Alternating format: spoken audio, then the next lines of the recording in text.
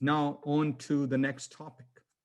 This is my favorite topic, a fireside chat with Professor Jag Sheth, who has taught at Emory University for many, many years. Jag is a good friend. He's a great mentor. I met him in Atlanta over 20 years ago when I used to live there. I learned a lot from him. So many topics.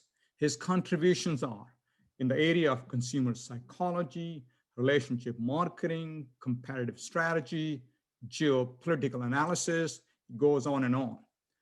He's written 30 plus books, okay, and many of them are my favorite books. So his perspective provides us some great insights into making better business decisions to deliver better results for your business. So let's see what we can share in the next 20 minutes from this winner of Padma Bhushan Award, a very unique thing. And all of you who come from India will appreciate it. So Jag, welcome to the Fireside Chat. Thank you so much, Jay, for inviting me. So nice to see you virtually. Unfortunately, we haven't had a chance to meet in person, either in Atlanta or in the Bay Area. But welcome, and thank you for inviting. Yeah, let's start a little bit with your journey. I know it's a long journey starting from Burma to becoming a scholar of marketing, competitive strategy. When did you come to the US and what path did you take to be successful? I came to the States in 1961, way back when, and have stayed here that long. I'm a refugee from Burma. Before World War II, when Japan was rolling over all of Southeast Asia on the way to take over India, essentially, which is where the British Empire capital was in Calcutta. And we became refugees and went back to our native place, Gujarat, where a very tough situation because it's more like a desert-like place. You are born to get out. Most of the Kutchi Gujaratis go to Bombay, go to other places. My parents had gone to Burma as merchants. So I would be back in Kutch running a family merchant shop, earning about maybe 5,000-6,000 rupees a month. I'll be happy. I don't know my own potential. So we struggled a lot and ultimately we settled in Chennai. Anytime you survive an adversity, I think it builds an inner character, which is very important. You must go through some adversity in life to have the inner strength, inner character. We settled in Chennai. Of course, you had to learn English, which gave me the mobility. Fortunately, I was a good student and wanted to be a chartered accountant, like all Guju Indians do, be a chartered accountant. It didn't happen. I passed the exams and everything, but instead to motivate my family business, to encourage that, I came to America, do my MBA, one-year MBA at University of Pittsburgh and learned production management. But in my second semester, I got turned on by psychology. Most influential person on me was Abraham Maslow and his hierarchy of needs. Yep. And I began to appreciate, because when you run a family business, you know what motivates employees, what motivates customers, what motivates suppliers, etc. And that's how I began my journey in 1961. Wow, very, very impressive. You've written so many books capturing lots of wisdom in them. I became a big fan of the Rule of Three that came over 20 years ago. And then you recently wrote an updated version, if I may call that, right? The Global Rule of Three. What are a couple of key takeaways from your learnings for this audience? I think the Rule of Three theory prevails everywhere. 100 years ago, that was the case in the automotive industry. Maybe 200 and 250 companies started. They're each one building one car as a garage. You get the scale going, like assembly line principle. And ultimately, through shakeout mergers, only 3 companies survive. It's going to happen in the cloud computing business, which is the focus and the security of your conference today. It is definitely going to happen in the streaming business pretty much. So it's gonna get consolidated. So ultimately, every industry is more like a shopping center. where you see the anchor stores, which are full line generalist, and they make money through volume, not through margin. And then you see the specialty retailers who make money through margin, but not volume. They're very selective in the customers and the merchandise they offer. Now, in the global rule of three, no matter how big the industry is, how large the companies are, consolidation takes place. So old rule of three used to be 3 European companies, 3 American companies, 3 Japanese companies. Today it's changing dramatically. And in the new globalization, we see competition is coming more from emerging market multinationals. So you take Carbon Black, the largest company in the world today is Aditya Birla Group from Bombay. Mm-hmm. If you take Cemex, which is a Mexican company, one of the top 3 in the cement business worldwide. Grupo Bimbo just goes on.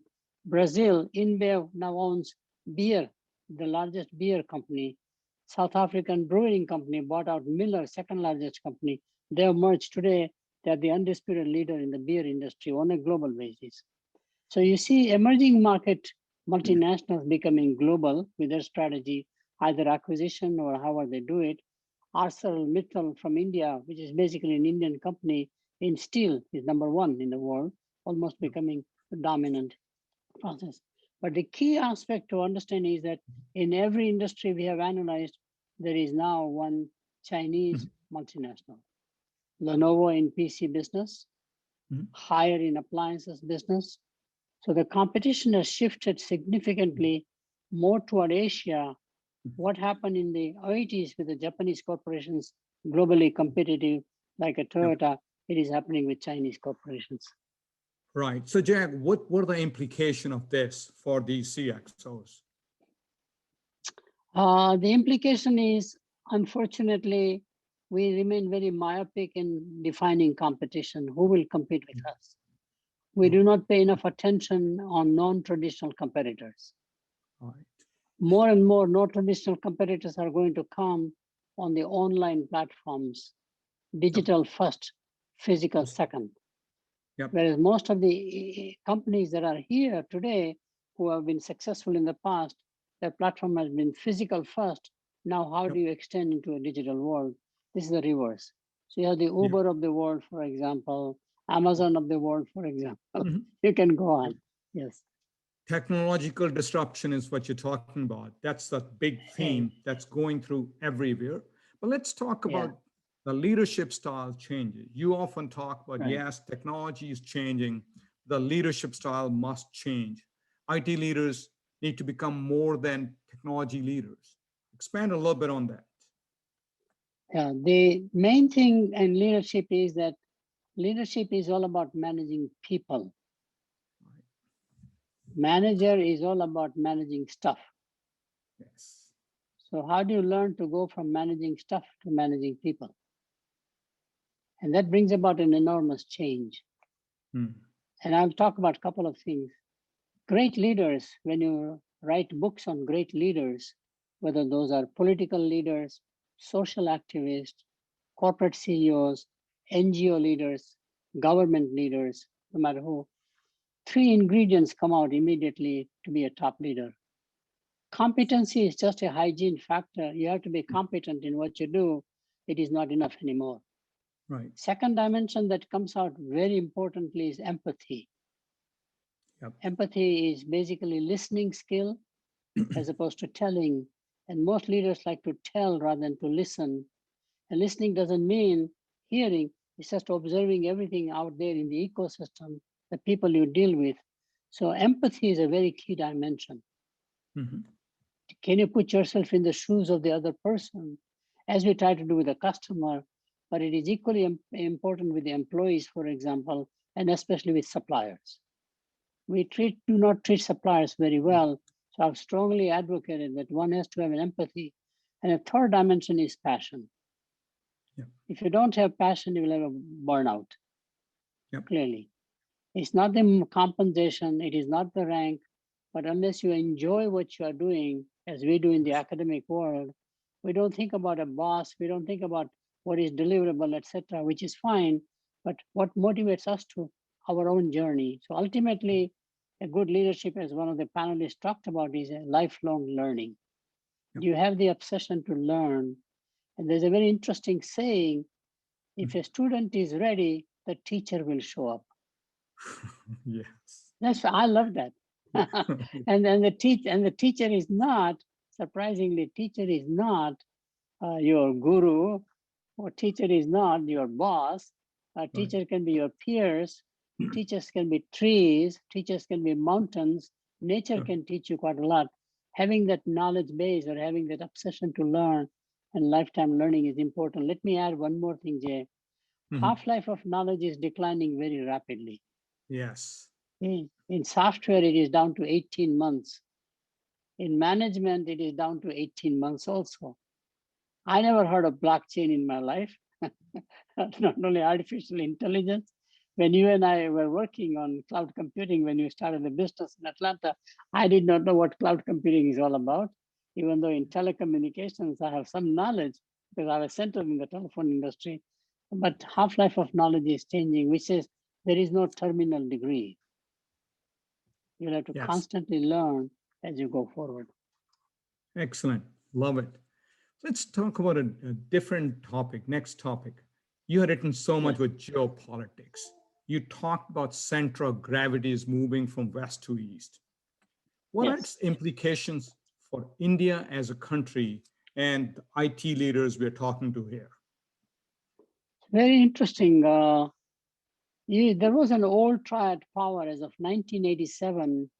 Kenichi Omai, who is a Japanese scholar, who was a major consultant for McKinsey all over Japan, very important person, wrote a book about Western European 12 countries, America and Canada, and then obviously adding Japan later. They controlled the world's economy. 75% of the GDP was produced in those countries, 45% of trade, and it was less because the rest of them were still buying the raw materials from their former colonies. They did it themselves. There was no presence of China or India in the, let's say, economic map. World has changed dramatically. The new triad power now is China, India, and America. And in that new trilateral relationship, India is becoming more strategic. Not just as a market, because it is the third largest or second largest consumer market for any products you can analyze, from cell phones to refrigerators to eventually automobiles to anything you think about. China often is the number one market. It is not the market, but as a sourcing destination. India will dominate as the sourcing capital for services industries. It is already hubbing there.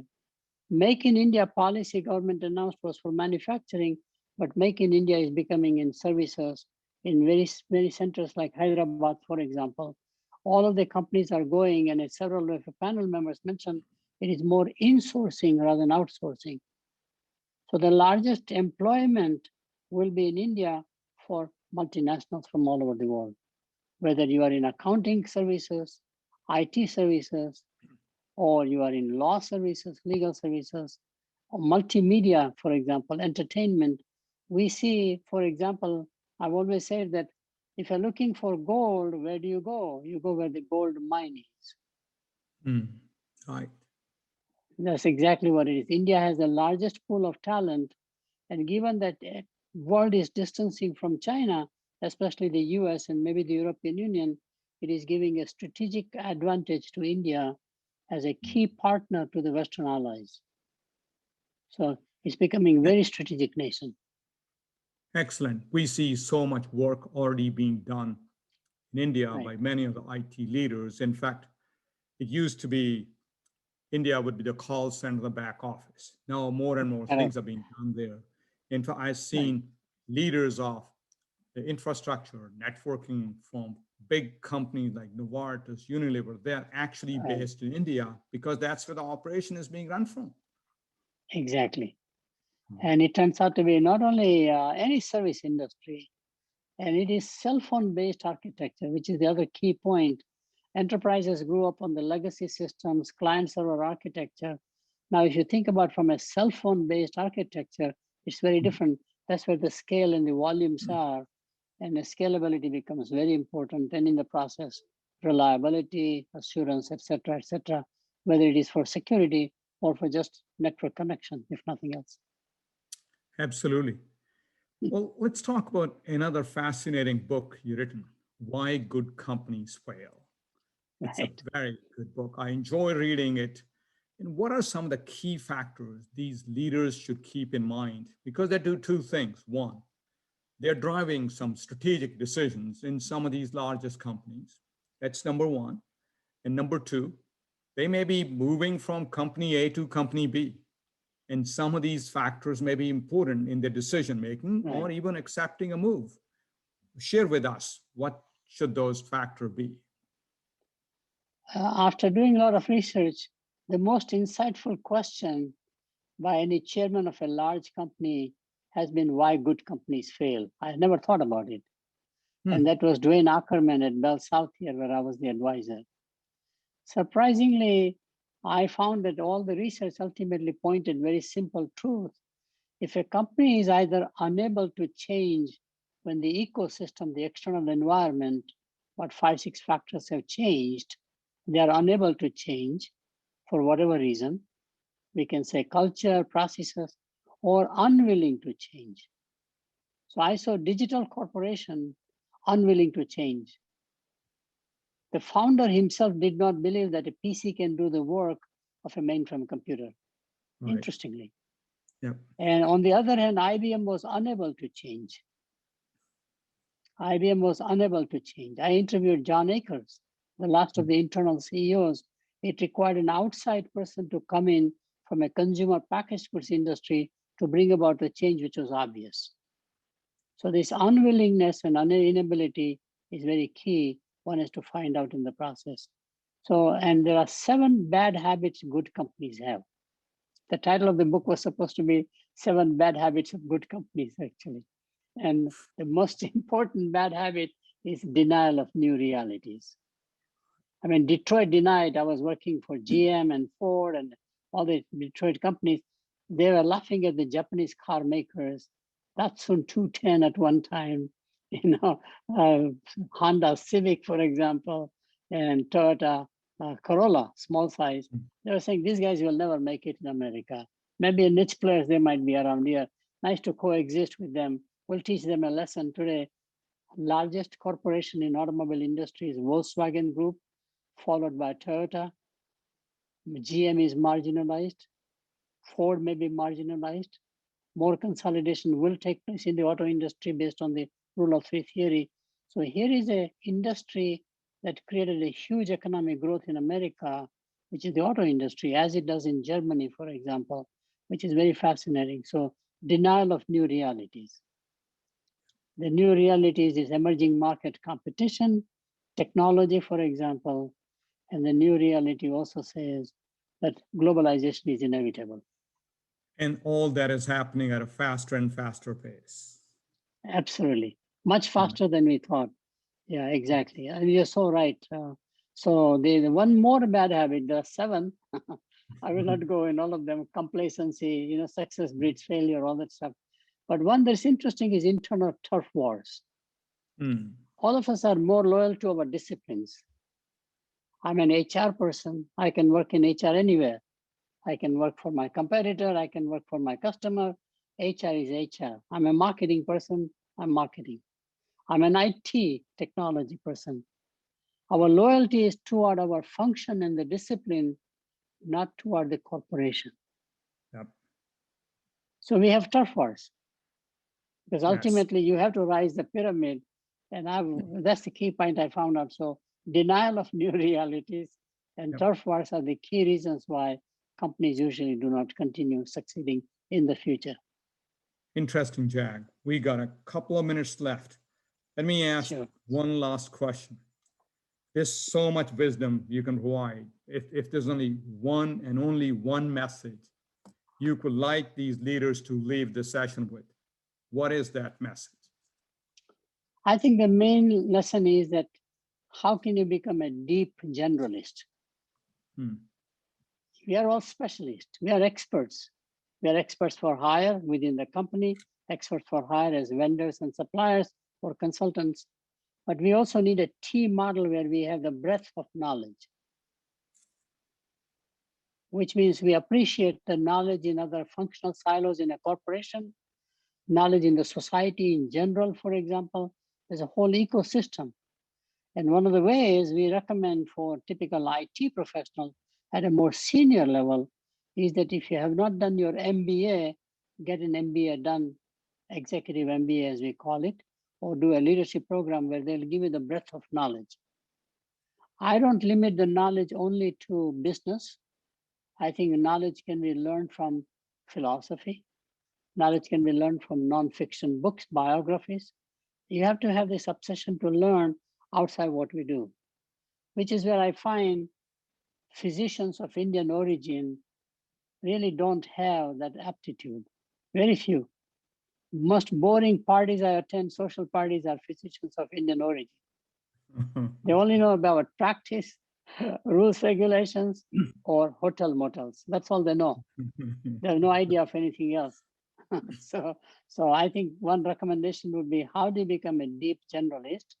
And second one, related to that one, there is always this uneasiness. Can I trust you or not? Trust came out in the previous sessions very clearly. So how do you become a trusted leader?